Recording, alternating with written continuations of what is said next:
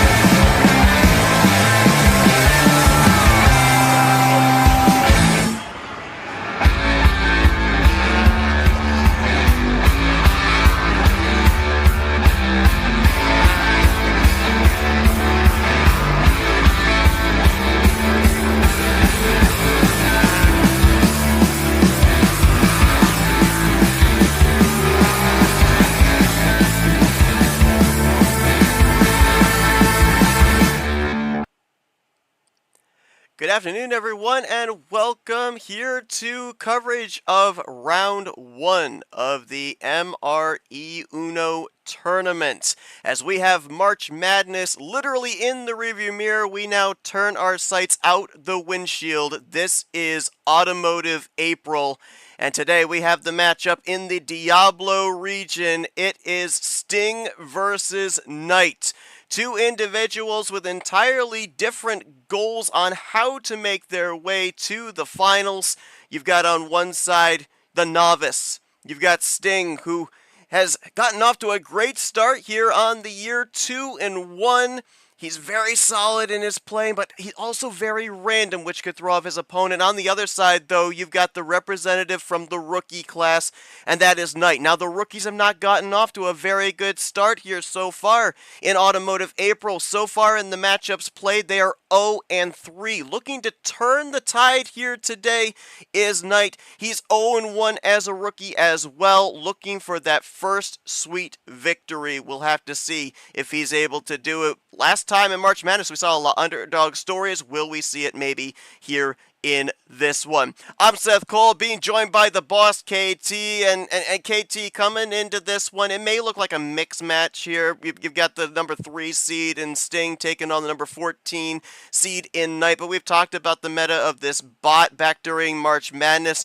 We're yet to necessarily see it come to light here in this one. It's looked like a lot of the favorites have ended up going on here, but we talked about it before we came on here that the last time that we were paired up, we had ended up dealing with the captain games, and it was a lot of fast-paced, rapid-fire. In this one, I think we're going to see a little bit more of a laid-back approach. Absolutely. Thank you for that great introduction, Seth, as always. 314s are two things. You think about take care of business if you're a 3 seed, and how can you start to smell the upset for the 14? Well, there's two motivation factors.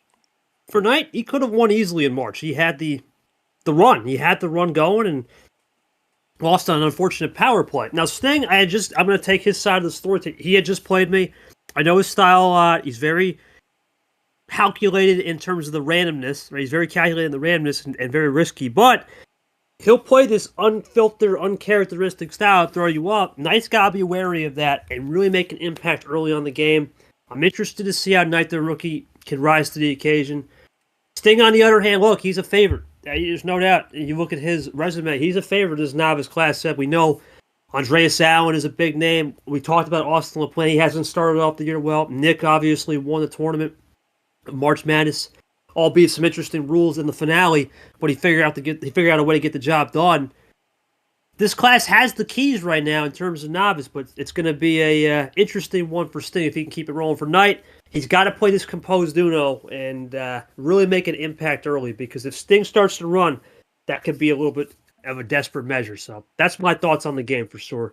Could be an interesting one as we'll get to those questions that we're going to type in and talk, which will be interesting. Yeah, well. we are. We've got both Knight and Sting not in the voice chat, so we will be typing the questions, getting the typed answers back in response as well. You're looking here at the matchup preview, the resume that both of these individuals bring to the table, and of course, as we look here at the Automotive April bracket, the Suspension 64 heading into the Tire 32, you can see that yesterday, Nam was able to find, I don't know, what, second, third, fourth, I don't know, do Lamborghinis have a fifth gear? Because I think he did find that. Jenna got the early shot, and then a run of 4 for a 4-1 victory for Nam to advance, and that's who either Sting or Knight, the winner of this matchup, will be taking on. Of course, on Wednesday, you've got Arya taking on G-Man. The winner of that will face off against the winner on Friday, later on this week, Chomick and Austin Rogers. So we're gonna get an idea at least of one of our Tire 32 matchups at the conclusion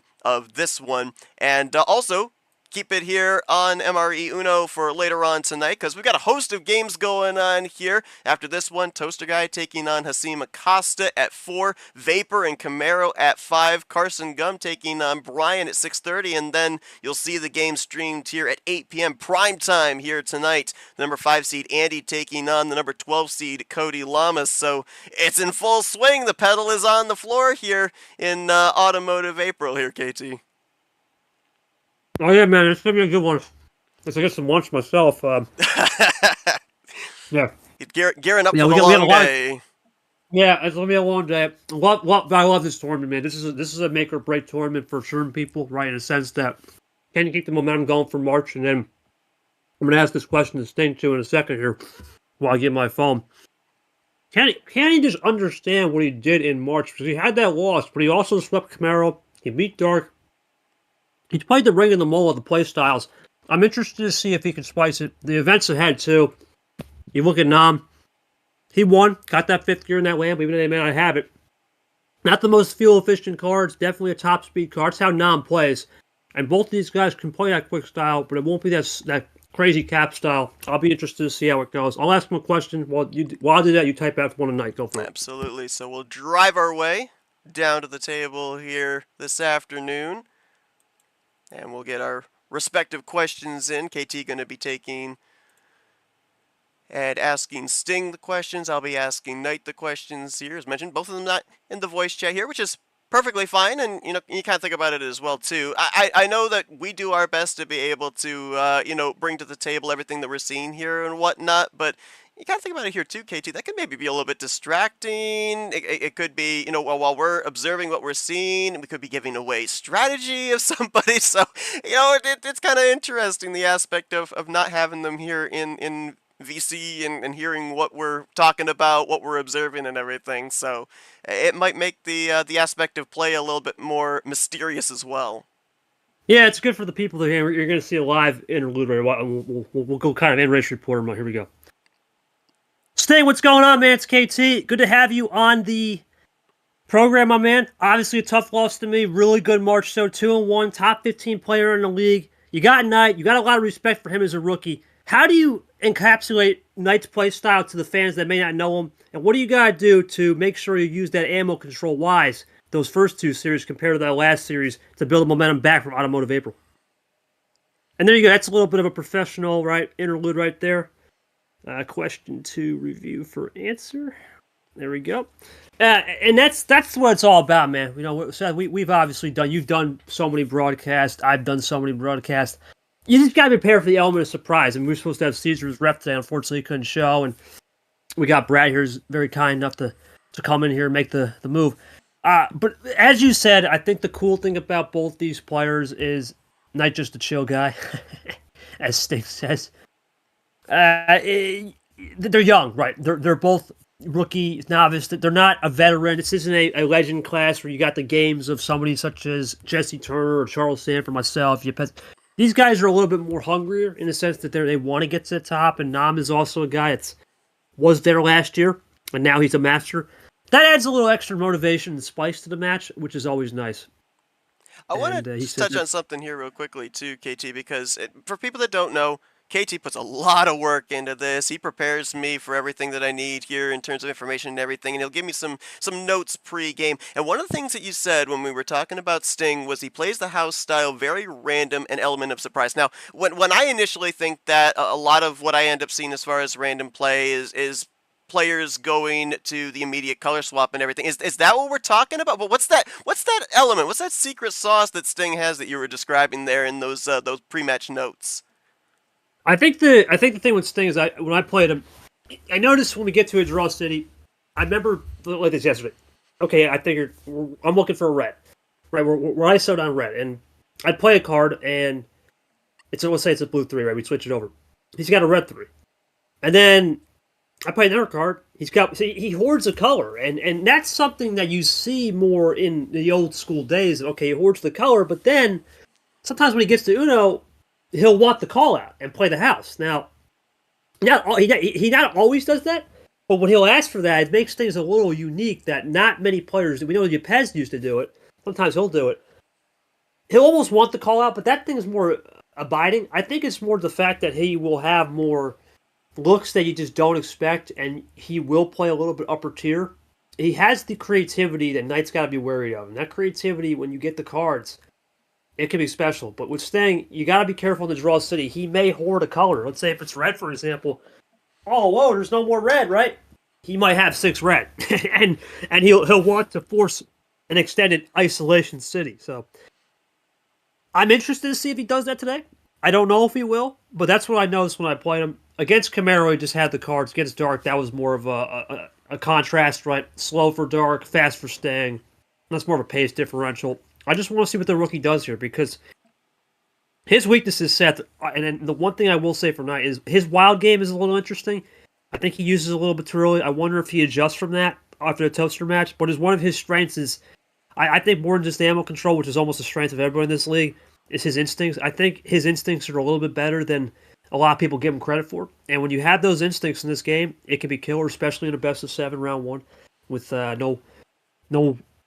no pressure in game 1. I think those instincts could become a little bit more of an interesting turning point for both. And there you go. I was just going to say the one turn away as he types. You want to read that? Go ahead. Yep. So Knight with the answer. I was asking him, with what he had in his first tournament back in March Madness. Was there any strengths or weaknesses that he was going to lean on or try to adjust? His answer, I think he tried his best the last tournament. Toasty and he were both one turn away to win the overall match, and he got that turn first. We talk about that so many times, just that preemptive strike. Says he'll give it his best in this tournament as well, and Sting is a great player. It'll be a tough match for sure, but more importantly, try and have fun while playing, and that's the main goal right there. If you're not having fun, then what are you doing? Because at the end of the day, sometimes it just comes down, as he said, to that one preemptive strike, and you put your best foot forward, put your best effort into it, and so it's going to be really, really interesting to see how this one plays out. For those that aren't familiar, in the Suspension 64, it's a best of 7. You see each one of these players have a power play that they can use either offensively or defensively. We'll see how that's utilized as we maybe get further and further into this series. But I don't know about you, KT. I'm ready to go. You ready? Let's get that throttle going. I believe Brad's our rep. Brad, if you want to ping Sting and make sure that 15's confirmed. I think he said 15, but just if you want to go ahead and ping him, feel free. That'll be our ref. Caesar couldn't make it today. We appreciate him for trying, though, at least. I know we had a lot of stuff going on over the weekend. I'm ready, man. I think we're just going to make sure that 15 is correct. We're going to get a little full send action. And we're going to go here with the full sender. Sting, just ping him. Okay. How you said earlier. All right, let's get underway, Seth, with the call. Hey, I mean, that's a great way to kick off Automotive April, right? Full send. Why not? Little slide job. And we're going to kick these things off with the yellow 5. And to your point here, KT, it'll be interesting to kind of see if we end up seeing Sting have that unorthodox strategy that you ended up observing when you played him back in March Madness, or if he goes maybe a little bit more plan A here, of course, as well. As we just heard there from Knight, played it the best he could, played it as straight on as he could, and felt like he was just that one turn away from taking the overall thing, so may end up kind of going back to the drawing board exactly to what he brought to the table back in the March Madness tournament.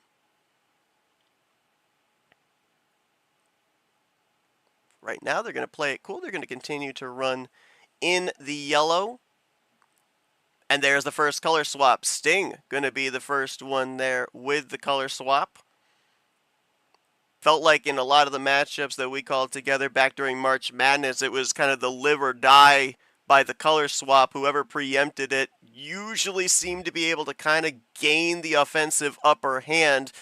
Maybe a bit of a drawback here in this one. Maybe a little bit more laid back in terms of the color swap. But I say that, and we go from red immediately into the green. So maybe not. And I have to wonder too. When we talked about that meta last season in March Madness, how many people looked at that and said, you know what, I'm going to adapt that into my strategy now.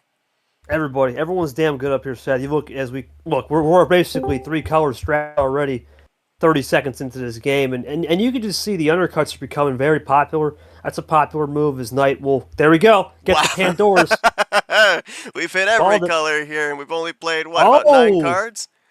But back to the yellow, so Sting going to do a little test action here with that Cody Lamas Wild, and that's big right there, Seth. That's the first time you see a test from Sting early in the game. That can show a little confidence exuberating out of his pocket right now. We'll see if Knight can adapt. So the question would be, is he doing that, seeing if he could... Okay, so yeah, to see if he could get it back to yellow for himself, or was he trying to ice out Knight? Knight with that color swap from yellow to blue, but he did have yellow in reserve, and shot right back across the bow. We go back to green. There's that uncommon, unorthodox style, right? You think normally Wild, let's run it. He goes off it, and he's... Yeah, what is going on here? This is some crazy. This is new school Uno, right? So me and you, we're more older school. We like to bide our time. There it is. Had just said exuberant that confidence on the Wild. He's got a monster hand. Something's cooking for Sting. Let's see if Knight can adapt. That's the big thing here. That's your wild card too. Is there 2 pot of golds, 3 pot of golds at the end of a double rainbow, a triple rainbow? Because I think that's what we kind of built up right there. I don't know, man. Right now, if we're talking Lamborghini Diablo, both guys are definitely El Diablo. They're definitely going devilish here on the switches. Here comes Knight looking for a potential crossover as he loads up. Loads up in big time since coming Knight. Let's see if he can maybe get him out of the end around play. Does he have a +4 and it fears a run? You look at the scoreboard. 8 to 9, still very early. Yep, there it is. Massive there you go. Wow. Double reverse into the double +2, a quad into a 5-bagger. And just like that, he's down to 4 cards. Sting is back up almost to what he started with a 15-card full send. Yeah, I'm not sure if your Sting is the worst thing, because you're getting those 6 freshies, and you can just like that go back into an end around and see if Knights can have any more of those greens. So we'll go for a test right here. Fires back with a triple play. Didn't Sting say that Knight is a chill player earlier, and then he just told the chill player to chill, so... Yeah. Sting he's one of those characters on the table, and he's a player that you'll see an occasional table talk from time to time. He's one of those interesting guys in terms of that. But right now you can see, Seth, a lot of these guys have used their ammo reserves. Sting hasn't used much, just those wilds, but he'll jailbreak him right here into set for 6. That's interesting. Yeah, so that triple play got it into the green, which iced out for the time being after the 5-bagger. Knight now, to your point, opens up a little bit of alleviation here. Knight able to run in the red. Sting maybe trying to get it to a color where he might be able to fire something. He had that triple play, and he might have something else lined up. Now Knight out of the red, so we're looking at, what, a 2-color hand right now for Knight in the yellow and the blue, potentially. Sting able to continue to run, keeps it in the red. Yeah, it goes into that Logan 3 offset here. And now the question for Knight is, can he find a top deck or some number of fish? And we talked about it, so you mentioned it earlier, top of the show, and really through this game. We saw a fireworks explosion on the switch colors. I believe if you look at the stats, we'll take a little stats break here. Yeah, we're looking at 12 switches, just like that. And we've only been here for 2 or 3 minutes. We're averaging 3-4 switches a minute. And that makes your brain catch up for things. And there it is. There's not a wild set. That's 3 wilds. We're running that pot of gold. Interesting it's into the green, because I thought that it kind of looked like, oh, well, Sting fires right back into the blue. It was interesting you went to the green, because I would have thought that it looked like Knight was in the blue and yellow. He was out of the green, having to draw in the green not too long ago. So interesting that he went back there with the wild, but that +4 brings it back into blue, which I'm assuming is a color that Knight had. But Sting now with the 5-9 advantage here, as you can see. A lot of times when we end up having matchups, we talk about not only the mental advantage, but the momentum advantage of getting that first victory. How crucial do you think for both of these guys is it of getting that first win? Because if we go back to yesterday, Nam was down 1-0 Right. from Jenna and then fired back with 4 in a row. So that one early shot from Jenna ended up being for naught, and she ended up getting eliminated. Well, that's the thing. It's a psychological thing, especially when you're playing your first game in any new tournament. We saw what happened to ALP. Couldn't get anything going. Lost in a sweep. Unfortunately for Ard, right, another one just had tough luck as we go for a double play. Couldn't get anything going. The nerves are always higher in round one than round two. Round two, you get used to it. Round one, well, except for Nick, who's on a bye, he'll have to get used to it. But everybody else, round one is just a little bit more of a tougher thing. You're new, you're fresh. It's an environment that it never gets old in round one. The nerves are always high. And there we go. That's There it, we game. go. That's game. I Yep. was going to say we were down in that region where somebody might have the run to the finish, and indeed that is the case. Sting going to go up 1-0. I believe that was a quad play at the end. Yes, it was. Yeah. Luckiest +6 of my life. Okay. You want to ask a question? Get fine. Wow. Wow. Oh, that's a heat check right there, Mo. It's a heat check indeed. Huge from Sting. I'm going to ask him a question. You can type out tonight. I'm going to ask him this. Alrighty. Though. Sting, what's up, brother? Big game one. Big win. Talk to me about the patience, man. You just said you got 5 of those ammo cards off that +6.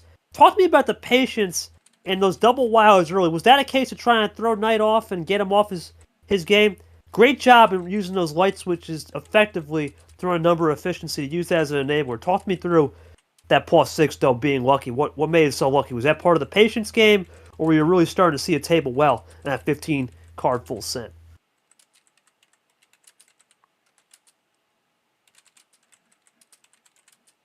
Was Seth types the question to kind of fill you guys in here. We're just joining us late. 7-minute game one. It was really dominated by Sting on the ammo. However, Knight had more +2s and reverses, and unfortunately, the smart game, as you say, Seth, it was a little bit got caught lacking with the timing, and we've seen it before. If you time that ammo wrong, boom, it goes back in the opposite direction, and things can go haywire. Yeah, we've seen so many times where somebody will see that ammunition and they want to use it, but it's mid-game, and what they end up doing is, while they may not know it, their opponent could be boxed in, and all of a sudden you give them +2s or wilds or skips or reverses to be able to chain together a huge run to finish out the game.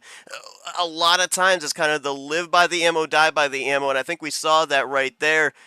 We ended up potentially maybe looking to go into a draw city if Sting didn't have all of the ammo that was given to him when we saw that, what was it, the 5-bagger there that Knight was able to play. It's about timing. We talk about it all the time. I think we abuse that word when we talk about these Uno series and these Uno tournaments. The timing is usually what always seems to matter. You play that play just a little too early, it's going to come back to bite you. Yeah, and he's trying to say win in a quick manner, in a controlled, direct manner. Then halfway through the game, let the winds blow me, and they blew me to a win. You know what? There's an old saying, especially in automotive vapor, we're kind of funny with the car. Sometimes you just take wherever the wind blows you on the road ahead, and that's what Sting did. He just wherever it blew me, I'm going to go with that XYZ, and he got the luckiest 6 cards. 5 out of 6 is 83%. Roll on the control with the ammo, and that's a beauty thing, and we can get that going in your way. For Knight, I think, though, it's tough to swallow. Seth, his last 2 games so far have been 0-2, and he lost on a power play, and then here just unlucky timing, and that can start to affect you. I want to see what his resiliency will be. Yeah. Because as you said, it's still early, and you don't want to lose, but I'll let you read that. So he had a wild, but apart from the +2, mostly numbers to try to switch the color with using the ammo. So interesting. He had to utilize the ammo for himself rather than an offensive move. He was actually trying to get to a color that he needed. So an interesting kind of point there, but unfortunately just ran out of that ammo at the end. And you talked about that mentality for Sting. We mentioned about the fact about momentum getting that first win, with it being the first game here in this series as well, tied 0-0 apiece. It does give you maybe a little more of an opportunity of that devil may care attitude. If it works out, great. If it doesn't work out, well, you've got some other games to be able to work with, but why not? We already saw him go with the full send here to kick this things off, so, that kind of the pedal to the floor mentality here, at least in the early going, and it pays off. Yeah, I think putting your foot to the floor sometimes will work in your favor, and there's always a theory I have, Seth, when I try to win games in a best of 7. You got to win games 4 ways. And that the one, okay, sometimes you'll get a plan A win. Sometimes it's got to be plan B, C, D. Third one's kind of you get a lucky hand. And the fourth one, you hope to have a power play advantage. Sting got his first win with a little bit more of unconventional, let the winds blow me, get a little lady luck on your side. The question is, can he skin 2 more times? Because that power play thing, that's always going to be in the back of your mind. So how can he skin the cat 2 more times and set himself up for that 4th win? It'll be interesting. For Knight, it's going to be resiliency. He has to get the win here. You don't want to fall down 0-2, especially the guy like Sting who's had a good start to the year. And for that, we'll go to Bad Brad for Sting's Game 2 call, and I'll ping him. We'll see what he does. So Sting won't be able to utilize the full send late in this game. Sting's down to VC, Brett. I'll pick him. Yeah, thank you. Appreciate that. So you've had the opportunity to play Sting. Like, what do we look at usually for card counts? Is he one of those high game metas, or he's everywhere? Okay. Yeah, everywhere. Yeah, he likes high game stuff, but when we were playing, I think he tried a 6-card on me, but he's more of an instinctual player. Let's say that 15 didn't work out, I'm going 6, right? And that's, let me see, Sanford do that. A lot of players have done that lately, where they just drop it. There's only a couple players in the league that I would say stick. You see, he'll drop it low and see what happens, right? So we'll see how this Crazy Ace does. We'll have Brad type it in. It depends on the situation, I guess. What's that, Brad? Okay. Appreciate that, my man. We're going 8 Crazy 8s. Brad's in. Let's start it up. There's an 8. There you go. 8 for 8. And immediately the color swap over by Sting. Interesting. Not running with the initial color played. We'll go yellow 7 now. 1 down to Grim, and then there's Sting's card. We're going quick. Now the pace actually might speed up. Remember, these 8 cards, 5 to 8, it can end in a blink of an eye. Yep. Limited cards, not necessarily needing to put as much thought process into what run you might be able to get. Knight with the swap over to the red. And we keep an eye here on the number of cards played, because we talk about all the time, KT, you get down into that 3, 4, even 5 card range. You never know what could be stirring to maybe have a run to the finish. Sting with the early draw here, though, out of the red. Well, is he? You already touched. Is he out of the red? He might not be. Well, he may not be, and the bigger thing is, in my opinion, Knight gave him the jailbreak. That's some confidence down 1-0 to do a jailbreak, because Sting can close it off right here. And I'm just about to say it. That's a big bold play from Sting. Does Knight have blue to respond? He does. Does Sting have a run? Gets it down to 2. But Sting's at the 4 cards. Does he have something here as well? Little double play. Both down at 2 apiece. Double deuce. Let's see if Knight can get this to check. Can Knight check this off here and get the game 2 win to tie us up? Or is it just something to finish, maybe? He does! Look at that! Had the +4 in reserve. How about that, plan A? I don't see any, no, he didn't draw. Did we go a minute? I don't know. Brad? Time check. Did we even go a minute? Oh, we did. Barely. We went a minute and a half. It didn't feel like a minute. Nah, that was quick. And then that's the thing. Now we got to hard to really ask a question there, Seth. I don't have one. I don't really have one, because straight up plan A from Knight. Yeah, Knight. That's pretty much what he did. Knight got the win. He did the old Knight. Let's see if I guess I'll ask Sting on why. The only question I'll ask him is, let's see, why he went for the 8 after some momentum on the 15. That's the only question I'll ask. Let's see. Sting, a tough one there, but you did have a blue wild. Did you get beat to the punch, or did you just try to throw a Hail Mary on that blue wild to the point where you would force Knight into maybe a +4 earlier, a turn earlier? Can't really say much you did wrong. It was a play in that game. It just happens. And as while Seth types out, I guess more of just a mindset question tonight to get his first. Remember, when you lose 2 straight, you start to wonder, hey, what's going on here? And this is a very intriguing point for both players now because they both split their homes or split Sting's homestand. Knight's going to come back, no wait. And it makes things a little interesting. Brad, I'll go to you here a little interval. You saw a Plan A game right there. You've been in so many Plan A games in your life. How do you bounce back in either direction knowing you see this fast pace compared to the first game where it was over 7? You have to slow it down. Like, if you have a really quick game where, like, there's nothing you can do, they just win, try to slow it down. Try to get draw cities in that next game so, like, you can play around the luck. I don't know what. Yeah, and Seth, we've all been there where, damn, Plan A, right? You can't do much about it, but you got to think, Sting was the guy to drop it, and you wonder if he dropped that card start, was he maybe just gambling, okay, it doesn't work out, but now I have a litmus test on if someone tries it lower, even lower in the next game he has at home in Game 5. Do you take the risk? So it is a strategy play from Sting, I would say, but for Knight, something I could totally stop it. Once again, it's just a matter of the better luck. Last time me, this time Knight. Yeah, I agree. It's 5 to 8. That's the roll of the dice you play. Sometimes you throw those fuzzy dice, you roll up great, and then sometimes it just doesn't work. And the meta of the bot, it not always consistent where you're going to end up getting Plan A if you end up going with the mid card 8, 7, 9, anything like that every single time. But kind of maybe an opportunity here. We had the full send to start out with, Sting now going to the mid card draw to see what his luck would be like in that regard. Maybe squirrel that away for later on in the matchup if we end up getting to where he's 1 win away from taking this series. He may be a little bit more hesitant to go to the mid card, might go back up to that higher card for that final call. You want to go read Nate that? says he tried to do his best with number efficiency, and it worked out every place where he needed it to be. And again, we talk about, you mentioned these guys are young, but the adaptation that we continue to see here in this series, they have to step up their game, they have to adjust their play, and we see a lot of people now adapting a lot of the pros that we end up seeing our tournament champions end up doing with the number efficiency and the color swaps, the rapid color swaps. And we've seen both of those aspects here in just these first 2 games. Yeah, I mean, not to outdate us, Seth. These guys are respectively 19 and 15 years old. That's an average age of 34. Yeah, you know what I'm saying? Add them up and you've got my age, so thanks, appreciate that. Yeah, and you throw in my age now. We're average age of 30. These guys are an average age of 17, right? So it's an old school of thought, right?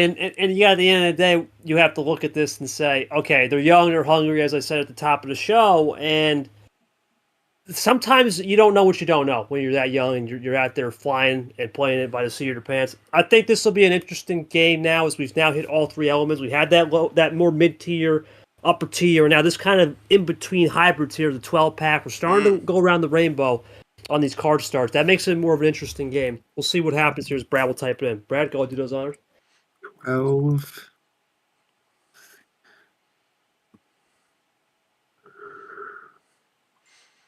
I don't know, kind of almost like a balance here. Which way is the weight going to shift? Because as you said, we're right in the center now of what worked for the 2. The 15 card for Sting and then the 8 card for Knight. Right in the center there in terms of what we might end up seeing in terms of Plan A, in terms of ammo regulation with the 12 card start.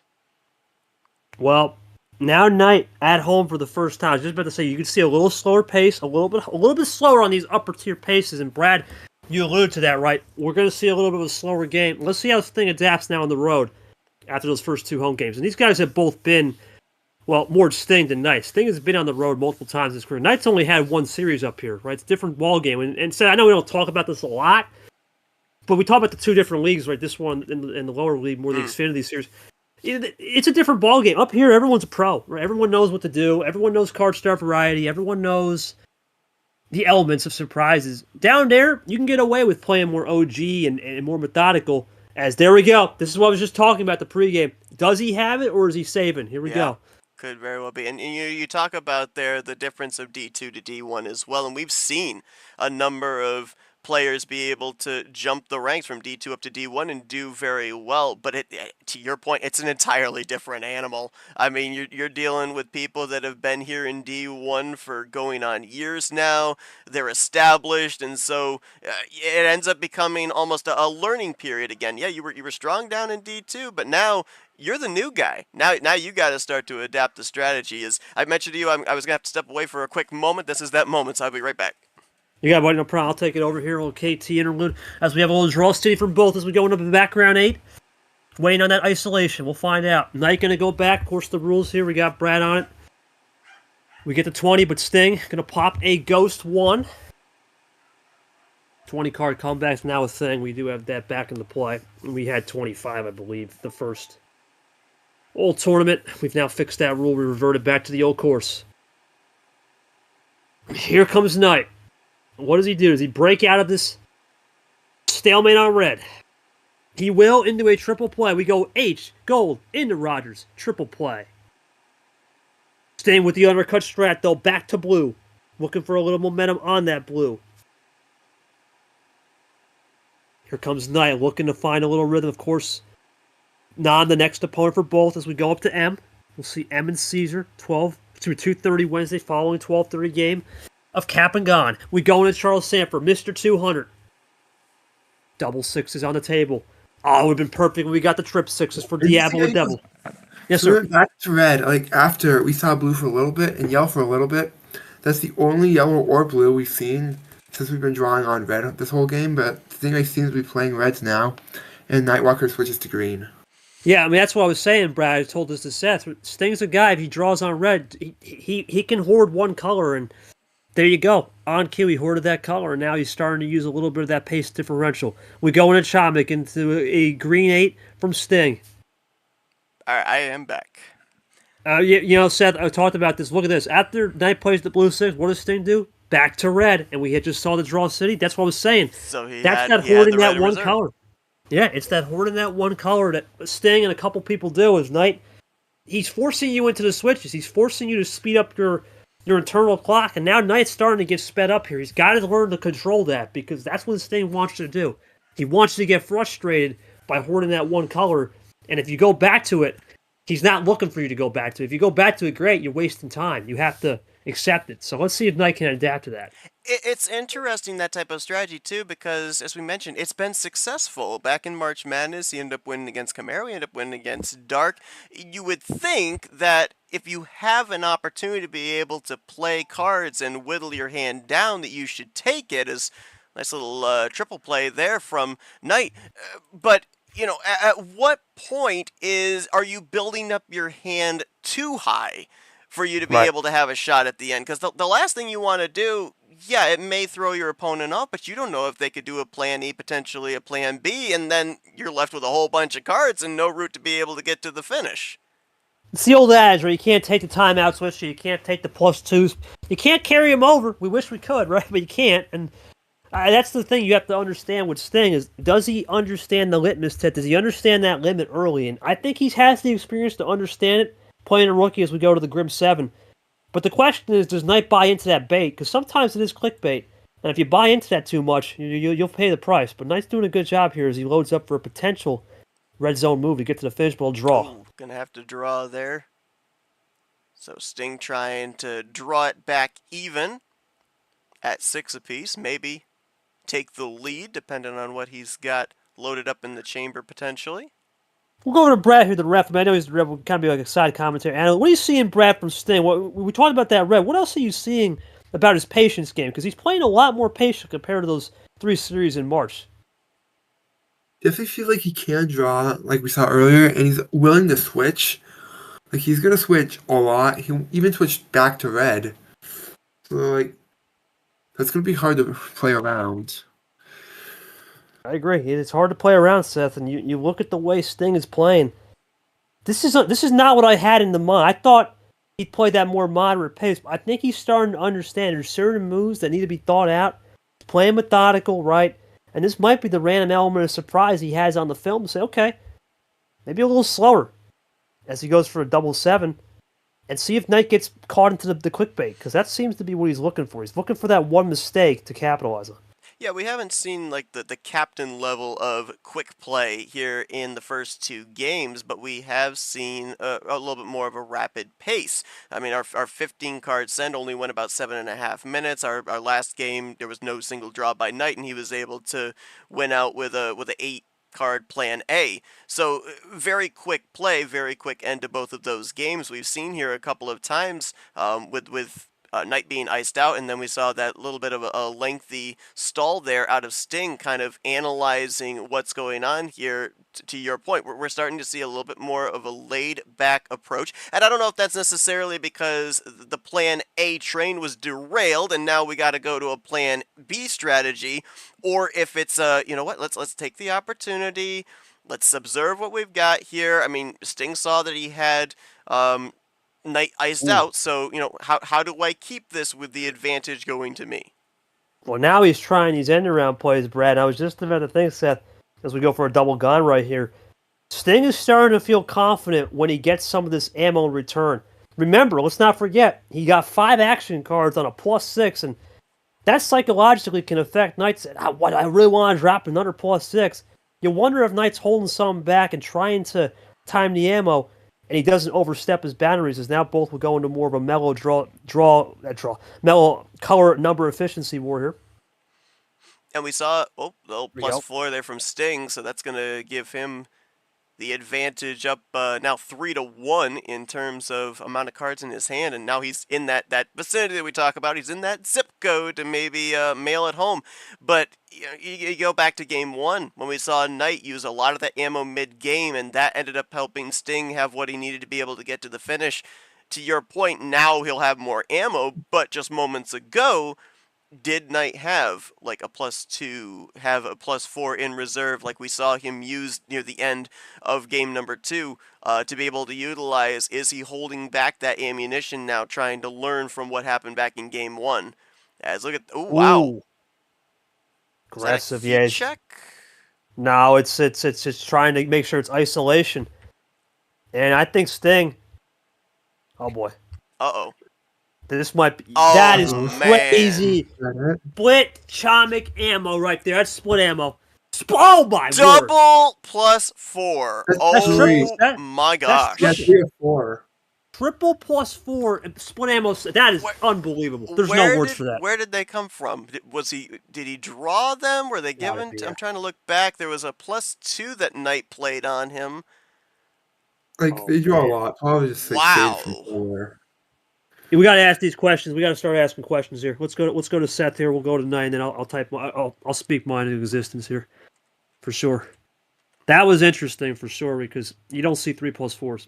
Sting, we were just marveled by the 3+4s, man. Got to ask though. I really thought you did a great job off the start, man. You know, I knew something was going on with that red save. I had talked about this in the top of the show. You're really good. We had just played to save that one color and don't get into too much of the hype. But in this case, was it Knight giving you that +2 that enabled some of those +4s, or was it a case of finally Real Draw City that allowed you to enable the finish? Because that was a monster finish.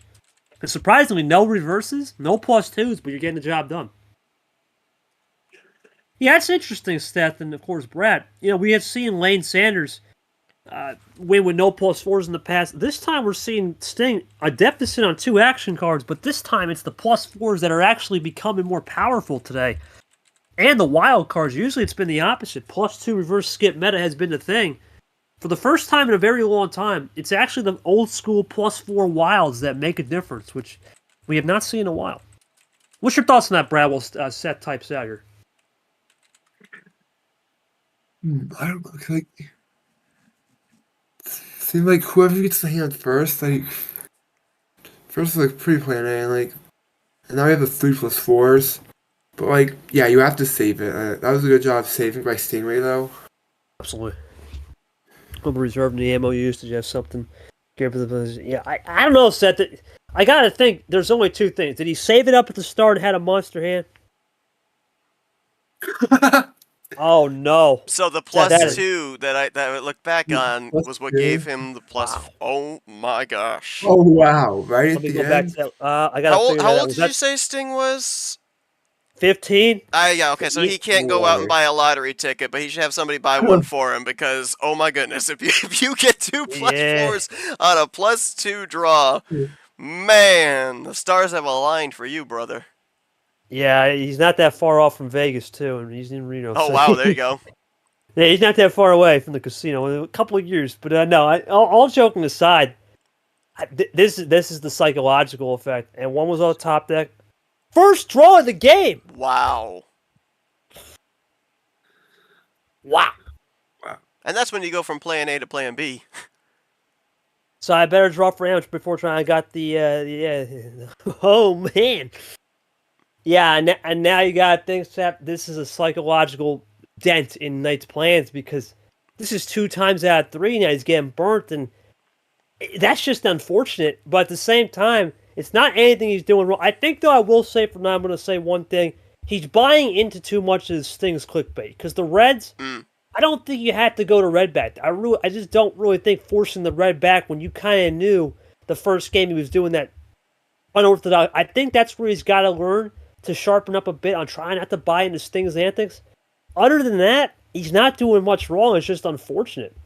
So, to your point, if you're Knight, are you looking less at what Sting is doing and focusing more on your game plan, not trying to adapt to what you think Sting possibly has in his hand?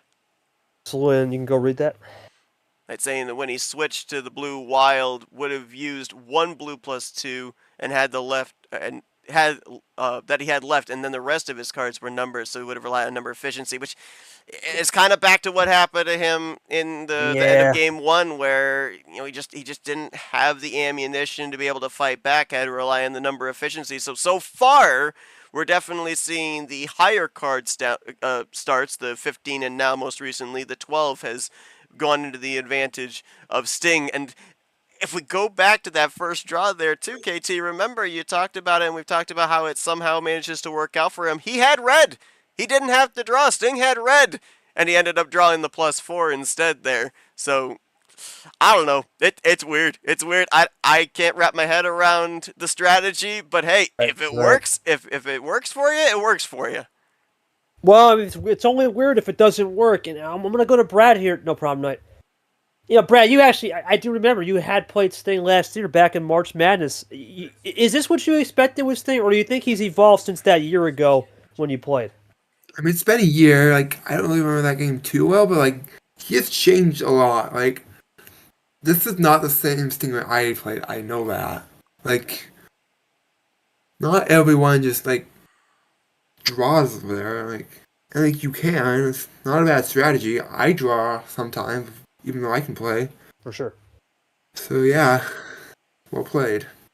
Sting is starting to find a little bit more of that magic as we'll go to game 4 here, Seth. I think the momentum's starting to roll. Knight's got to shut this. Oh, my goodness. Wow. Why else was 4 start? Well, I think maybe the one thing that... oh, wow. They're going to draw. Gonna draw. Well, they're going to... Sting's a guy to do that, for sure. I remember I played against him, and I was not having none of that. But then again, I'm a tough nut to crack. That's Brad. But a lot of us are, right? Because we're so used to his thing. We've learned from the past, a wild start, +4, you play it. But back to the game. I think Knight's he's got it. He's got to not fall into these little traps, right? This switch right here, he's got to know Sting's got red. Don't try to go back to red too early and then fall into the trap, and then we're back to the same convo, right? He has to be more disciplined on these switches because he's enabling Sting to be more chaotic and loose. And when you get Sting chaotic and loose, that's when he's most dangerous. When I was playing him, I let him do his table talk. I let him do all his antics. I shut him down. I basically let his motor mouth run, and he had no fuel left in the tank, right? I even did that dumb power play, but guess what? It confused him. It worked out, and sometimes it can work out when you don't expect it. And here, we know he's got green. How does Knight try to continue the green, right? Don't switch the color and enable him. Now that I say they'll probably do, but you don't want to put too many enablers for Sting where he just feeds off that chaotic loose energy, for sure. Knight with a little double play there, and we ended up seeing Knight be able to go to just plan A in the second game to draw it back 1-1, down 2-1 here, trying to draw it back to Oof. 2-2. But I found it interesting that Knight decided to go upper tier with the 14 card start rather than going down to mid tier when 8 cards had actually really worked out in his favor. Maybe just the comfort level if he's able to get ammunition with the higher card draw. I'm not sure. Maybe if we end up getting this thing coming down potentially to a game 7, he wants that mid card tier available. If he ends up having to call on a game late, could be planning for the future as well.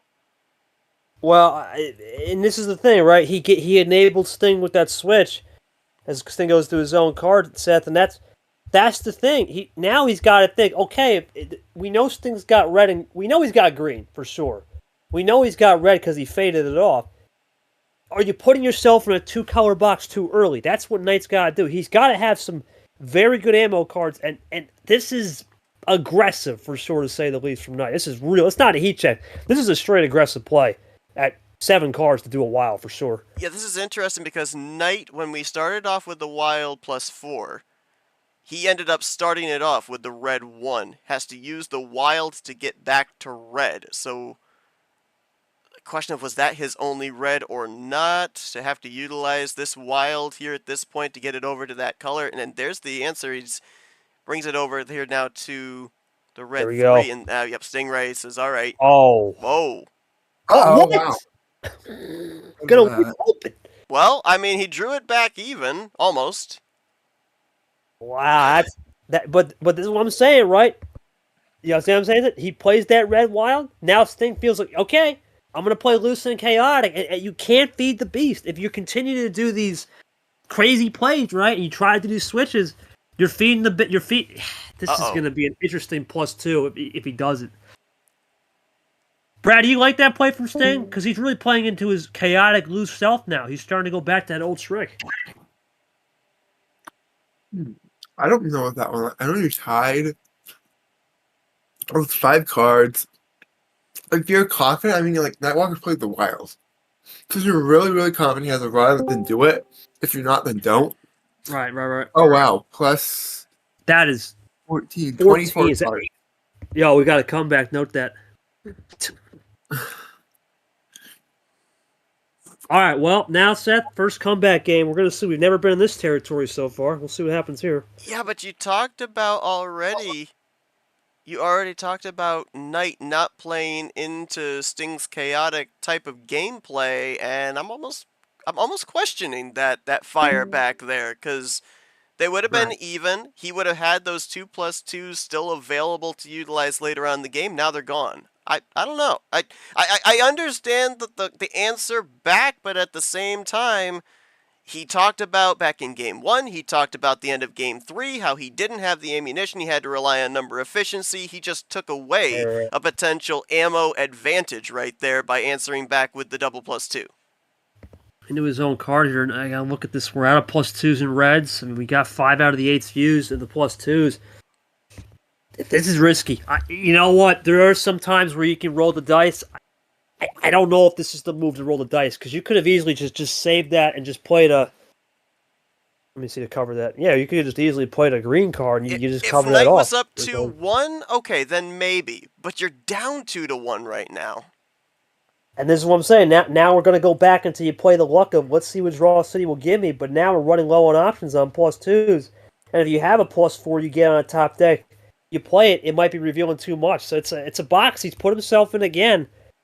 We're going to have to ask, you have to ask him, Seth, what's with this box theory? Because that's just not the move against Sting. He's known to play chaotic and loose, and you give him more energy, you're feeling the beast, and not a good move. No. We'll see. And look at where we're at right now. He's down to 8 cards. If he'd kept the +2s, he has the red +2 into the green +2 to swap over to a color. Now he's stuck in the red. Sting drawing at 20? Huh. Is he looking for another top deck +4? Oh, boy. Yeah, Brad, monitor that draw. Let me see the card history first. We're juiced on the reds. I mean, you don't have much other than reversing the skips, so we'll see.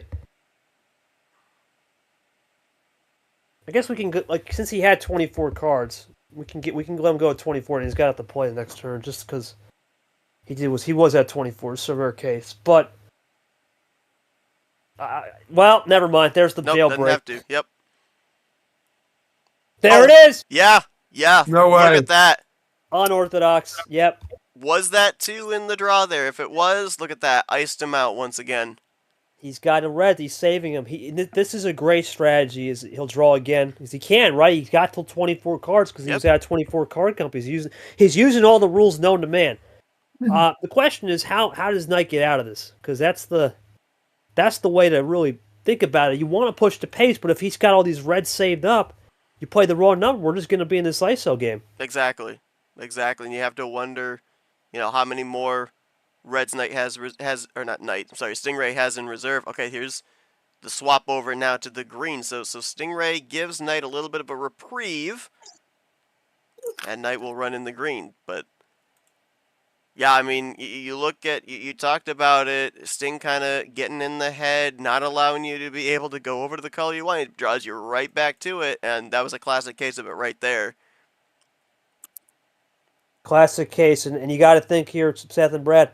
Now Knight's going to start to panic a little bit, and now there we go. We're going to be in a number war. Here we go. 777. Got all these options now to work with. Does Sting? Yeah, Sting. Too many options for him and for Knight. He's in a box, and we're going to have to start. No matter if he gets the win, right?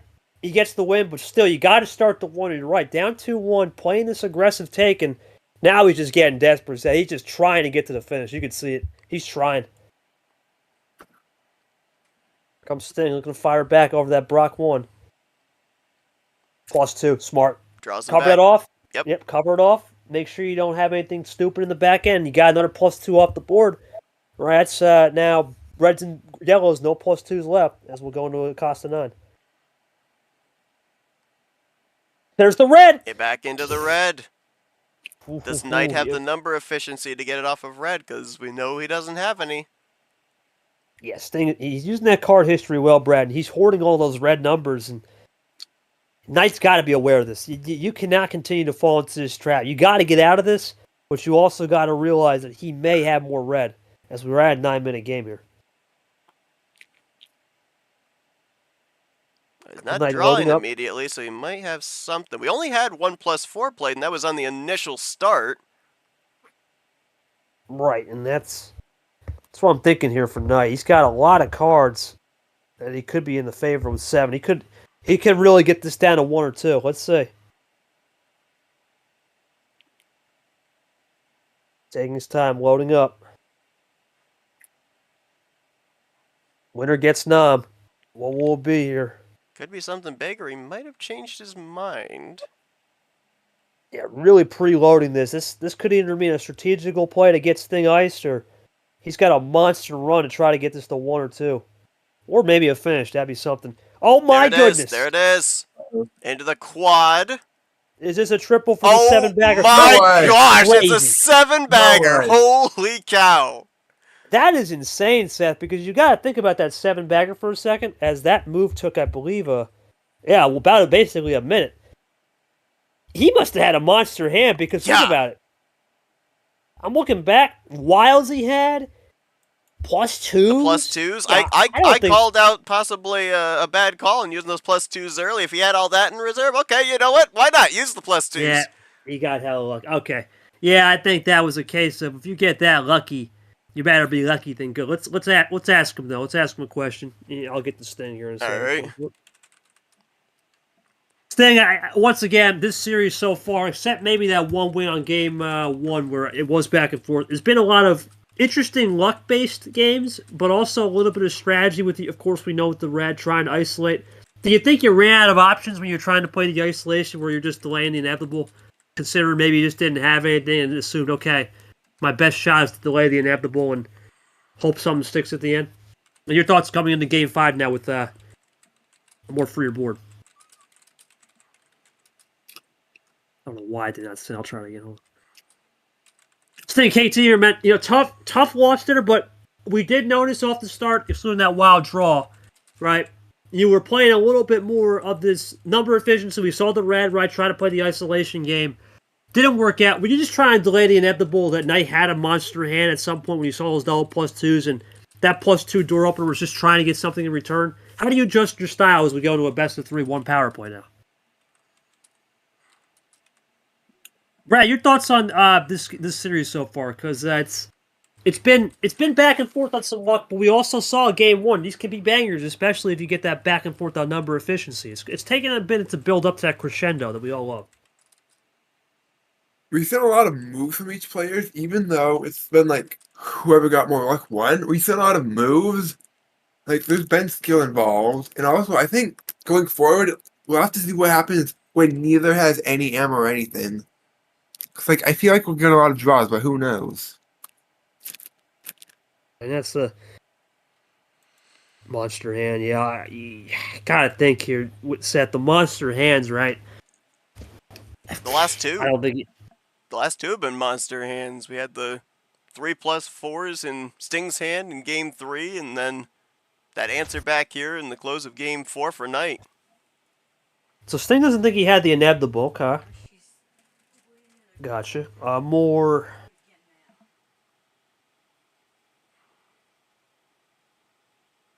Trying to think if he didn't have the. I'm trying to think of the just more.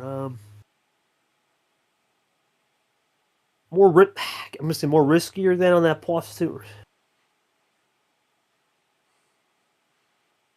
It's been interesting too if you kind of look at the flip flop we've had, drawing it back now 2-2. The ammo, not only the ammo efficiency, but the ammo available has kind of been the tipping point on who's been able to win which game.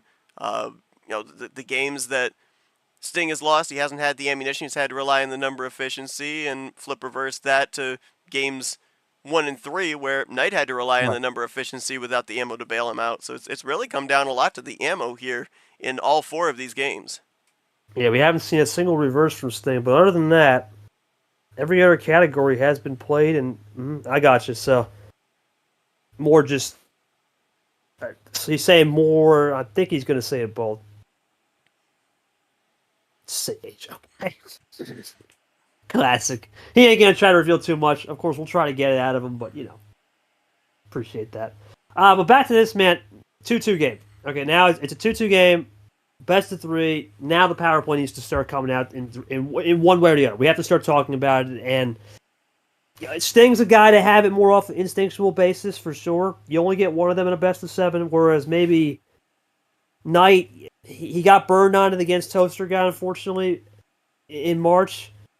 The experience would say it would favor Sting, but at the same time, both players have played very strategically in certain aspects. But we're still waiting, as Brad said, for that Draw City, and until we get that Draw City flowing, we won't know anybody's playing GHI second. That's the interesting part of this so far. And the one kick in the plot. Our UI on the top of the screen shows 1-1. It is 2-2, which now, KT, you start to get into, with it being a best of 7. We haven't talked about it much since the top of the show. Power play. Do we start to think about it here, because it's been back and forth in terms of momentum? Do we still keep it in reserve in case we need it for that 4th game victory, or do we start maybe considering, based off of situation here in this upcoming game, of maybe utilizing it to go up 3-2? I think you got to use it. You're going to see a little bit of that with Lane Sanders come at the end of the week, potentially a couple other players, maybe some other players as we get to the end of the week, as we continue to roll in round 1, where you rather get the lead. I think some players are better working from ahead. Some players are naturally better than others from being that uncomfortable 3-2 with the power play. But we saw yesterday with Peter as it's going to 5 cards. Go ahead and read that. Got a +4, few reverse skips, I guess. The double +2 I played on Sting was just pure out of fun, although he did have a +4.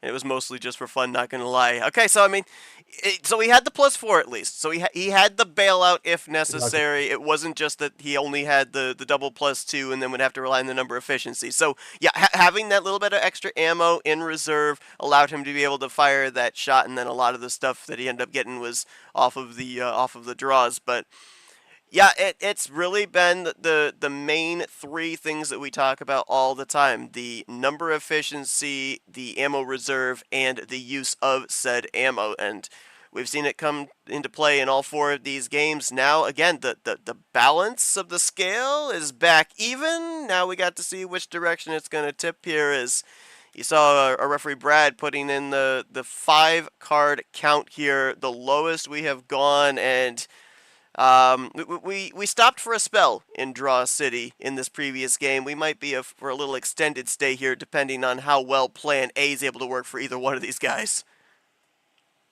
Yeah, this is going to be an absolute crack show right here, Seth. 5 cards, it can go in a hurry. Here we go. Let's see what happens. Start out in the yellow. Sting will run with said yellow, and wow. +2, yeah, that's a big one. 1-2 punch. Yeah, I like it. And well, right Little back answer at back. you, friend. You hit me with the left cross, I'll give you the right uppercut. Why not? Yes, sir. Now we'll see who's bleeding the most after that. We'll find out. And right now it's night. Does Sting have anything after his own card for some number efficiency? That'd be perfectly timed if he does. I was going to play it right away. The one-time one and the play it right away, that would have been perfect timing. But we'll see. Because now they both have hit each other with a little bit of a cross-check. And that's interesting. You wonder if that +2 from Knight, though, could have been a game-saving play. Because what if Sting has a +2 and he's trying to save it, right? And that could be down to 1 or 2, and then you force it. Yeah, that could have been a game-saver, Seth, for sure. Could very well have been. Continues to run there in the yellow. And interesting point of note as well, with this being the lower card count, that would say to me, at least in this point in time, neither one of them necessarily thinking about utilizing the power play. Oh boy. Just kind of waiting to see how the cards fall here. Is swapped into the red. Was that what Stingray needed, or would he have wanted to continue in yellow? We'll see. Risky, man. That is risky because you got a bank on with 5 cards. And Brad, you notice too, when you're in this low situation, making the switch, it could end at any turn, and you would think the odds would say he wouldn't have, at that point, 6 yellows in a row, but you never know. We have seen stranger things that have happened. Thinking this one through. He might have something. This is maybe where we think about that power play. Maybe he's thinking about that. We'll see. Here's the thing, too, as we see Stingray is able to continue in the red. When you start at a lower card count like that, and we are in the the 3 cards to go margin, normally, oh, wait a minute. Zero sugar. The phone. So how? Hold the phone, Seth. Oh, there it is. No. Is there an answer back? Play. Is there an answer back, though? 4 cards. Does he have something? Nope. No answer. That's it. No questions needed on that one, Seth. That was other than maybe the +2. I think that's a. Huh? Wait, what? Oh. Okay, that's. I think he was trying to say I got nothing after that. So I think he just used all his ammo. Oh. As a perfect win. Okay. Okay. Yeah, I got you. Yeah. I don't have much to say. Unfortunately, I think that's just the nature of the beast, man. Of these lower card starts, right? You play that game and you see if it works. And for Knight, just got burned. I don't. Yeah, and I was going to ask you too. I mean, when we're starting at a low card count like that, just how much more how much more nervous do you have to be? Because when we have a higher card set, let's even say just like an 8 or a 9 card, you're whittling your hand down. You've already got a strategy. You're trying to get to that 3 card, that 4 card finish. You don't necessarily have as much of a choice when you have the lower card start of how you're going to get to that 3 card finish, because you played 2 cards out of what the game has given you. So maybe not as much of a risky situation when your opponent's down to 3 cards. It all comes down, as we saw here, with the number efficiency and the color control. Yeah, I didn't answer it because I don't like steering. Oh. I mean, hey, play your cards close to the chest. I get it. This is no strategy. Yeah, I was going to say all gas, no brakes on that one. I got you. Yeah, what was the question? I'm sorry. Just in the fact that, let's say we have an 8 or 9 card start. Let's say we even have like a high tier meta start. Yeah. You're working your way down. you're strategically working your way down to that 3-4 card that we talk about potential finish. When you start with 5 cards, you only play 1 or 2 cards, you're already there at 3. Doesn't necessarily mean that you have a path to get to the end, so just how much more or less careful do you have to be if you're on the other side when your opponent's at 3 cards here when we have such a low card start?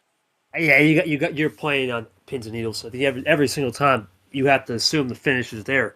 You don't assume the finish on 15 cards. You're at 10 of 10. You're not going to assume it. It's just 5. You're on pins and needles every time. It's just that euphoria of how do you handle that. And as Knight says, either I go down at 15 or hold Sting for another game. And going full send here. It's your last home game. You might as well roll the dice. I don't blame him here. I don't either. You might as well try it. Yeah, I honestly didn't have any question for Knight on that one. That one seemed pretty straightforward on both ends, so I think we're ready to just load it up here for the second full send of this series. We kicked it off with a full send from Stingray, and now Knight going to answer back. Word. Is this giving us a precursor of what to do here? Yeah. Somewhere Sean Art is cringing pretty hard. But all joking aside, as we'll go basically to maybe not. We'll see. There is rumors we might have 16, 17 added to the finale and final 4 rounds. As we are trying to get some MCSR out of the game. That's for the last 2 rounds. We'll see on this 16 card starting out as both draw how they develop, I guess, a strategy, because you look at this set. You have to think with Sting up 3-2 here, not going to share a strategy 1 on a 15 already, where it was the one game where it was really back and forth. It favors him. The question becomes, how do you switch that color into the right atmosphere? Because Knight's just been a little bit slower on these switches, whereas Sting, he's almost wanting that clickbait to go in his favor. And Knight's been clicking on that a lot, and it's been costing him slightly when we get to these higher starts. Let's see if he can be more disciplined, for sure. And there you see, right on point. Stingray into the color swap from the yellow to the green. And, I mean, you kind of saw, before we ended up getting this game underway, Knight saying, I'm gonna follow my sword here. I'm either going to draw this back 3-3 with this full send, or I'm going to go down swinging.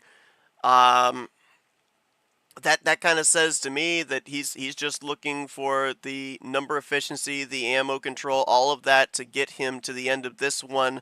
More than likely, not planning on using the power play. Again, it's all situational. You can start out a game thinking I'm not going to use the power play at all, and then you end up getting down to 5-6 cards and see, I actually have a path here, and the power play could help me with that. I'm probably going to use it now. But at this point in time, I mean, if you are on the other side, if you're Sting, are you thinking power play all the way to close this thing out? Is it a wait-and-see situation for him as well? It's wait and see, but at a certain point for Sting, he'll know when to pull the moves we go into his Knight's own card. The question is now, Knight, you're going to see when you're down on the power play. I was just to mention this. Peter Ronjak was a great example yesterday where he was up 3-2 and used the power play. Right, this one, no one used one. But Peter Ronjak was up 3-2, and he got the advantage on Goldie in a great game where he was down on power play. They both have one here. It's a neutralizer. I don't know. This is going to become a game of cat and mouse. There's no doubt. And I think that game of cat and mouse will become more of... there's Peter. Yep, there we go. That's the light switch king. The number efficient king. This game of cat and mouse will come down to does Knight want to use his ammo first to build up a gap delta on the cards. Because if he builds up a gap delta on the cards, that's going to force Sting not to use it. If Sting wants to use it, he will. I think he doesn't have to right now. He'll just vibe with it and go from there. Yeah, not yet in a sense of desperation is Sting. Maybe a little more so for sure for Knight, who again is trying to break the current 0-3 streak that the rookies have set so far here in Automotive April. So far, no rookie's been able to advance into the Tire 32 as Knight with the crossover there. And of course, it was mentioned as well, the winner of this going to be taking on Nam in the Tire 32 round. Sting answers back with another color swap. Yeah, well, I believe it's Rainbow Ones. How about that? Pop the Skittle. Yes, it is.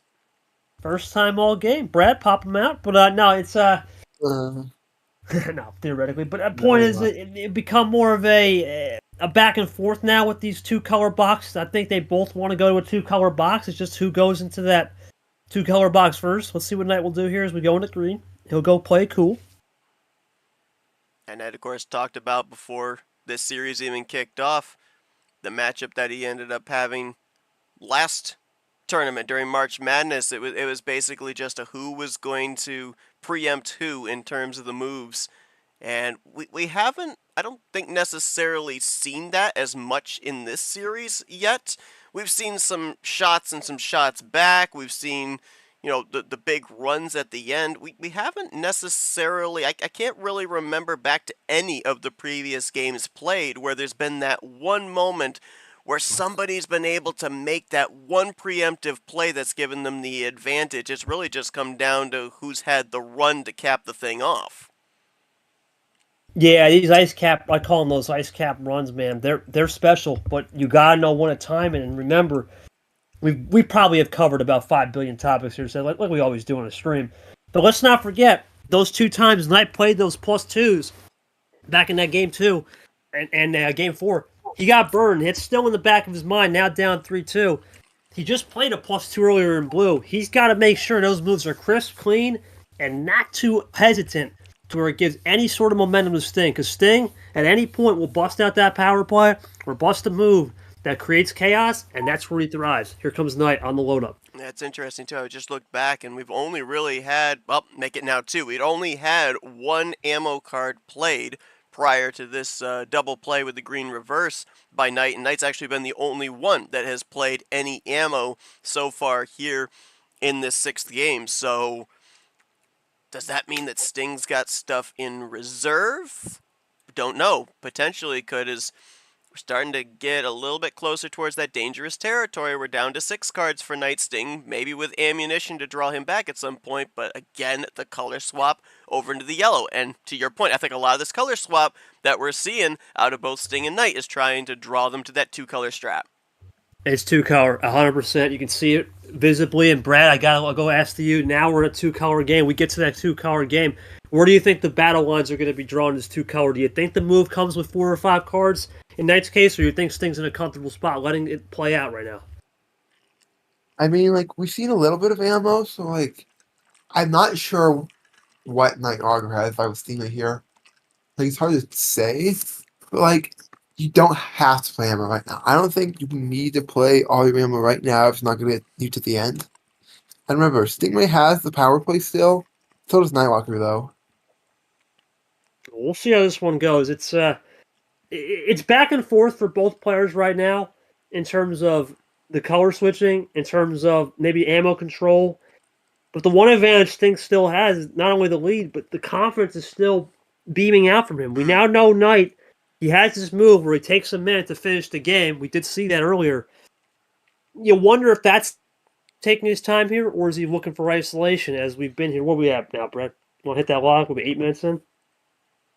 7:30? Yeah, 7:30. Okay. All right, that was just a quick little check, right? Check on that yellow, see if he's got it. Sting now. We'll see how he responds, but it's the 2-color box, man. I'm telling you, Seth, it's the 2-color box. These guys are going to continue to put themselves in this box, just who breaks out of it first. And for right now, the advantage is Sting, but Knight is trying to fight back. And that's just the first of 5 matchups here today. The only one out of the Diablo region this afternoon with Stingray and Knight, but then you've also got the Spider region coming up in a little more than an hour and a half. Toaster taking on Hasim Acosta. The Mustang region gets represented at 5 with Vapor taking on Camaro. That's a car name, you know. Maybe being an Automotive April, you know, maybe a little advantage in there. I don't know. And then the Jaguar region caps off the night 6:30. Carson taking on Brian, and then primetime 8 p.m. It'll be streamed here tonight. Andy taking on Cody Lamas. Says Stingray and Knight both are now into iced. Yep. Yeah, Brad, real quick, can you go drip DJ on that with the 24-hour reminder? If you can go check the sheets and give a reminder, that'd be great, my friend. Thank you. 2:30 was their game time for tomorrow. But We'll go into this now question here that Brad posed earlier. Ironically, the draw. So it's been there. It's been prevalent. We've seen both guys profit off of it. More Sting so far tonight. My question to you, Seth, here is: we've all been here, but now this is a draw city in a more do or die situation. The feelers are gone. Do you think that almost puts Knight in a position where you want to make the break now, or do you play more hesitant and let the other player make the break? And there we go. There's the answer. Well, I think that the card count that they both had kind of answered that question. Knight with an advantage at the time before breaking it open there, Sting did. I think having a 7 to 10 card advantage until you end up having Sting play something. I think if you're Knight, you're comfortable in continuing with the draw city because you have the number advantage, at least for the time being. And as you mentioned, we've seen both of these individuals get very lucky with the draw city in respective games. So, why not kind of tap into that meta here, see if it helps you if you're Knight to be able to draw this back even at 3-3-4 at game 7. Well, we're going to find out now what Knight's got in the locker because, let's face it, Seth, it's getting down to crunch time for both. We talk about that red zone, that drive zone. We're getting close to it. We're almost there, and then that becomes a very nip and tuck question of when do you use the power play and all that as we go into the red 8. I'm not sure if we're there yet, but we're starting to get to the point where both players are starting to feel it right here. Could be very close, especially if, again, considering the situation here, could be completely different scenario start of the game to right now for Knight. If he's got that one lacking play to be able to get to the finish line here to draw this into a game 7, might think about utilizing the power play at this point in time. He's down to 5 cards, so we're right in that vicinity.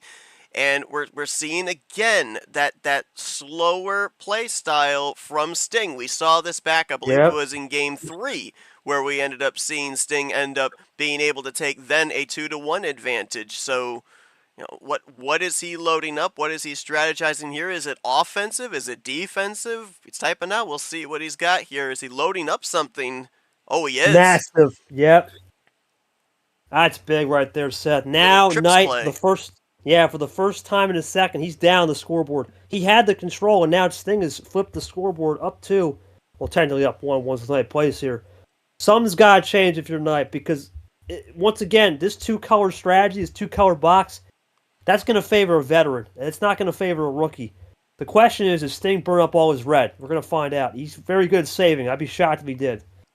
Yeah, Knight playing it clean here with the 3. Remember we saw, what was it, game 5, I think it was? No, game 4, I think it was, where it was the answer back. Uh-oh. Sting saying, always going with the power play. I don't know if it's going to be a finish, though. If this don't work, no, it's not over. See? That's interesting, Brad. That is a intriguing power play, to say the least. Yeah, why would you play a power play when you're not sure if it's going to work out? Especially when you're up 3-2. Now Knight's got power play whenever after he can't use this turn. I think I know what Stingray has though, but I'm not gonna say it. Yeah, he might have to do something on this turn. Well, we could say it, Brett, because technically they're not in here. Yeah, probably. All I can think of is a split ammo chime. The split ammo chime power play. That's all I can think of. Unless it's like a 3-card run to the end, which like Stingray might. But Knight might be onto something here. He might sniff this one out, Seth. If he doesn't, I'd be stunned. Yeah, he sniffs it out, but that's not the sniff out. I thought he would. That's my call. He brings it back to the green. Great play. Fantastic. Yeah, great play. And Brett, hold on. Whoa, hold on. Wow, it worked. We're working. That was a good play. Wow. Gutsy, but it's going to work. Now you start questioning what was that power play from Sting. This is not what I thought. I thought he had a +4. That is it might have been like, well, he wouldn't have power played. He has +4 because it was probably like a skip somebody versus all in blue. And not Yeah. Walker draws. And we heard when he played that power play, we even heard Brad vocally like, why? Like, what, if you're not absolutely certain that it's going to get you to the end to win this series, why do you utilize the power play right then and there? Now, obviously, we can't foresee the future, but let's speculate. Knight draws us back 3-3. He's got the power play advantage going into the crucial game 7. This is. I'm gonna have to write that one down. Yeah. This is the guy. You know, Make a mental note on that one. I mean, it's crazy, Brad. Sting's one of those guys with Yepes that calls out some of the power play uses by other players in the league, and now we're questioning him. That's how it works, I guess. I don't know. Let's see what Sting's got here. It's not over yet, though. Despite his lack of power play. Oh my goodness! Top deck city. +6. No way. He must have drawn that. Not 7 to 11. Let me check the. Yeah, no wilds, no +4s yet. So the one off the draw on the bot. We haven't seen much +4s and wilds, so that makes things interesting. Knight with no answer back here. Oh, and that's the problem for Knight. I mean, he can.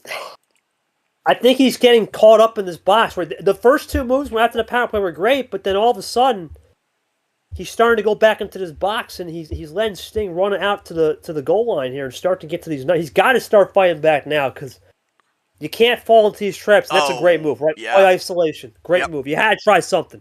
Good move. Now the question is Sting cook on the red? Let's find out. Yeah, I'm trying to remember. I was gonna say I thought maybe it was yellow and red that he was out of. So there you see it.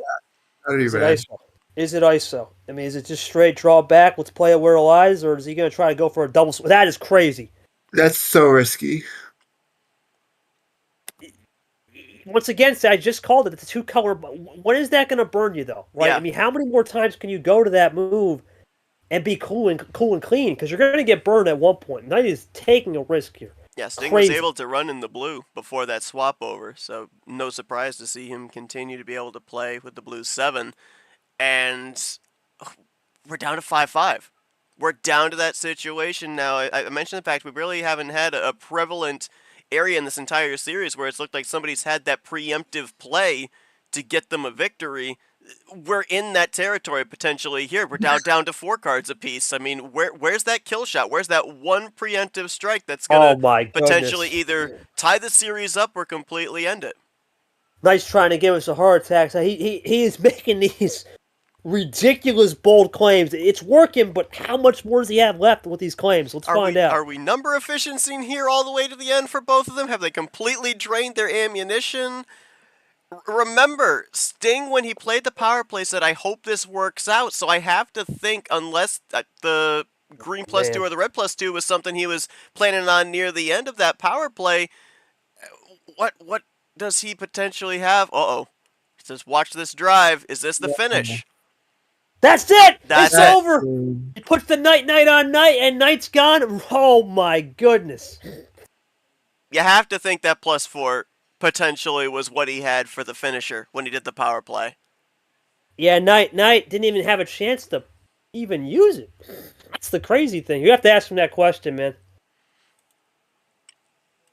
I've never seen something like that. I got to ask Sting on that. That is... He says in his last game I could have had. Was that a case? Oh, that's the difference between a rookie and a veteran, though. You know what I'm saying? No, Seth. Yep. That's you gotta know when to pull it. You can't take it with you, right? That's the one thing I've noticed with these rookies, right? The power play awareness has been very, not going to say bad. It's just been a little lackluster. Sting, sure, he used it. Maybe it wasn't a finish, but habit of saving, yeah, and then it's bad instincts now. You gotta know when to play it. Sting, massive win, man. That was a intriguing power play. I want to know, first off, what was the theory behind that power play? Hope it works. Finding a little bit of a good drive at the end there. But I will say, what was working today? I know you're not going to review this from your mindset perspective. Was it that loose energy, not having a little little much pressure being up more in the series helped out? And your thoughts on playing? And now I'm coming up a good buddy.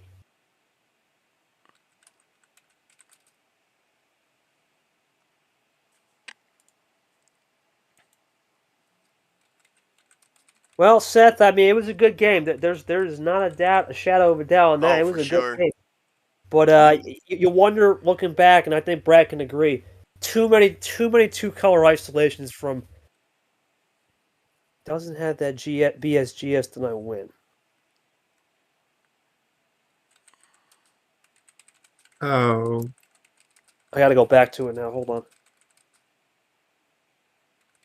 Oh, so he might have actually had a +4, you know that? But he just didn't want to play it. Maybe. But you wonder. That's the theory behind the power.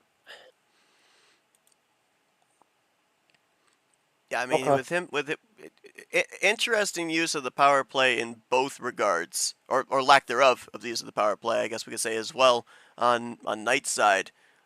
We ended up seeing Sting make the risky call, hoping that something was going to work Yeah. out in his favor there to be able to get him to the end with the use of the power play, and then we saw just moments ago Knight say that he could have used the power play to potentially draw this thing back even. Why did he decide not to do that? That's what I asked him here. I mean, Right. I understand.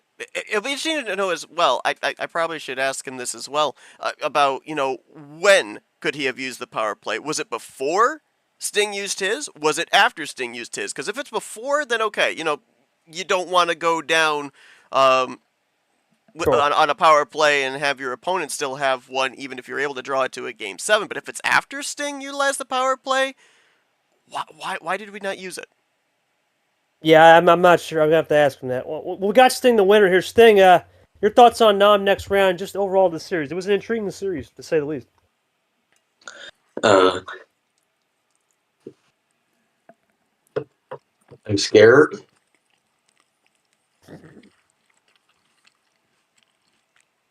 I'm Another also scary opponent. scarred. Sting? What's that? What? Another scary one. Yeah. I got you. Yeah, it was definitely peculiar. There's no doubt. It was a split ammo. I've seen Chime do it before, but so we'll go back to you, Seth. On this, yeah, I was gonna say I decided hard to use the power, but I thought it's huge. We talk about when to save it, but you gotta play it, right? You can't take it home with you. We just said on the broadcast. No. It's a foresight play. It's hindsight's 2020, but still, gotta play it. I get it. I've also trapped myself in the mentality of I don't want to use the power play now. I want to save it for if we end up getting into a last game so I have that advantage. But I've seen so many other players, they'll utilize a power play even as early as game 2, game 3. It's like, why are you using it now? Well, it all comes down to the momentum and everything. Right. And okay, so he said he could have utilized it back on the yellow 8. So it would have, yeah. Again, the preemptive play. It was right before Sting was able to have that finish to the end. He could have drawn it back even, and there would have been no power play going into the game 7. It's literally right back to that whole thing of the preemptive play to get the momentum. And I said that we really didn't see that the entire series. This would have been the game. This would have been the game that we probably would have looked back at had Knight been able to go on and win this series, where we said that was the game changer right there, the utilization of the power play to be able to have the preemptive advantage to draw this thing back even 3-3. But again, you mentioned about the fact that these guys are young, they are continuing to gain experience as they go on. Sure. It's something that Knight's going to maybe have to adapt to. People have their own little comfort zones in the strategy of what they want to do. It might be something that he'll think of, talking about Knight, in future series, in future tournaments of, maybe not have a stranglehold in that power play and wait till the last minute, till the last game, because as you said, you can't take it home with you. You got to use it when it is the most valuable. You know what? I got to give Sting credit, though, man. He did a good job of playing that eye candy. Yes. Right, and that eye candy, when you're at that late game situation, a little eye candy, that can go a long way into getting you a win, getting you into a good spot. Congratulations to Sting. He already pretty much said it, man. Nam's coming up. It's not going to be easy. We'll go to Brad. Brad, your thoughts on Nam Sting? They never play, but they know each other damn well. Youngsters for sure. Oh, Probably one of that's the gonna be a youngest good matchups of all game. time. For They- sure. They know each other. That's gonna be heated. We need that streamed. It will be. Don't worry. But, you know, Seth, like I said, 15 versus 15-year-old next round. That ain't even covering us now, man. You're outdated. We're outdated here, but we'll Yep. see how it goes. It's going to be a good one. Should be a good game. I think for night, you know, I know we talked at the top of the show that the rookies were 0-3. Unfortunately, they fall to 0-4 to start this tournament, but I think it's just a learning process. At the end of the day, they are rookies. They need time. They're not expected to win no tournament right away, but they are expected to learn from mistakes. We'll see how the next rookie does, which will be, I believe, Camaro Man 55. Camaro himself, right, with the car coming up today at 5. But we'll see. This is definitely an interesting start to the tournament so far. Absolutely. I mean, congratulations to Sting. He's going to go up 4-2 to advance his way into battling with Nam in Tire 32. And as you said, we've got some other great games that are going to be coming up here as well, kicking off in a little over an hour with Toaster versus Acosta. You mentioned Vapor versus Camaro, Carson versus Brian, and then the next stream game going to be here 8 p.m. with Andy taking on Cody Lamas in the Jaguar region. But yeah, I mean, definitely back and forth here. All the aspects that we talk about during the course of these tournament matchups all coming into play in this one. Ultimately, at the end of the day, it came down to the power play efficiency, and Sting is ready to move on. Well, again, thanks to everybody for tuning to our coverage here for this one. We continue on Automotive April here for the MRE UNO Tournament Division 1. I want to thank KT for joining me here on commentary. Brad putting in his insight as well as reffing here. Great play out of Nightwalker, but unfortunately the streak continues. We're now 0-4 with the rookies here in Automotive April, and congratulations to Sting on a decisive victory to move on into the next round of the tournament.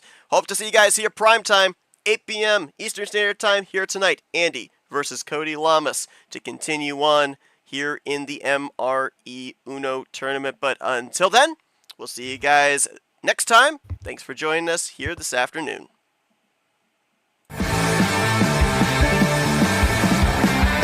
This has been a presentation of MRE UNO Division 1.